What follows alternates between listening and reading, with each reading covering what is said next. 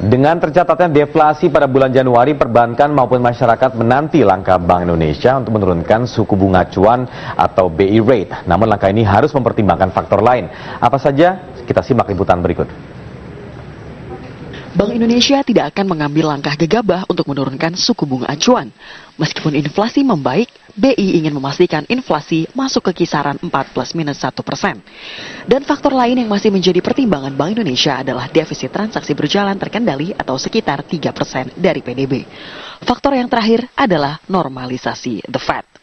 Sehingga Bank Indonesia mengedepankan stabilitas makro dalam mengambil kebijakan moneter seperti mengatur suku bunga acuan. Meski menerapkan tight bias policy, Deputi Gubernur Bank Indonesia yakin kredit perbankan masih bisa tumbuh untuk menyokong pembangunan di kisaran 15 hingga 17%, naik dari tahun lalu di kisaran 12%. Akan naik.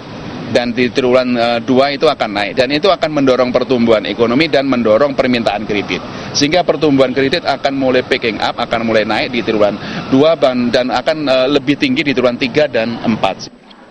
BI juga melakukan kebijakan makro prudensial untuk menggenjot kredit, diantaranya adalah kebijakan likuiditas dengan menggunakan loan to finance ratio, bukan loan to deposit ratio, serta beragam insentif. Ekonom Samuel Asset Management, Lana Sulistianingsih menilai BI bisa menggunakan instrumen yang lain untuk menggenjot kredit perbankan. Sebab Lana menilai langkah Bank Indonesia dengan melakukan kebijakan moneter ketat sudah cukup efektif menekan impor sehingga neraca transaksi berjalan berada di level yang sehat.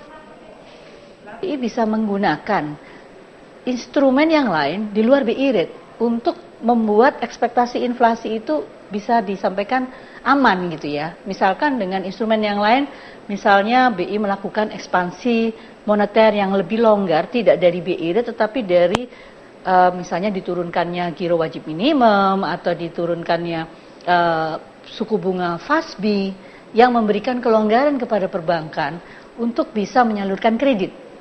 Itu bisa dilakukan karena signal dari BI rate yang sekarang di level 7,75% itu relatif juga aman untuk menjaga impor. Dengan memanfaatkan instrumen lain, perbankan akan lebih leluasa untuk melakukan ekspansi kredit. Di sisi lain, perbankan juga menanti insentif yang dijanjikan oleh Bank Indonesia bagi perbankan yang bisa mengendalikan rasio kredit macet di bawah 5%. Tim Liputan, Bloomberg TV, Indonesia.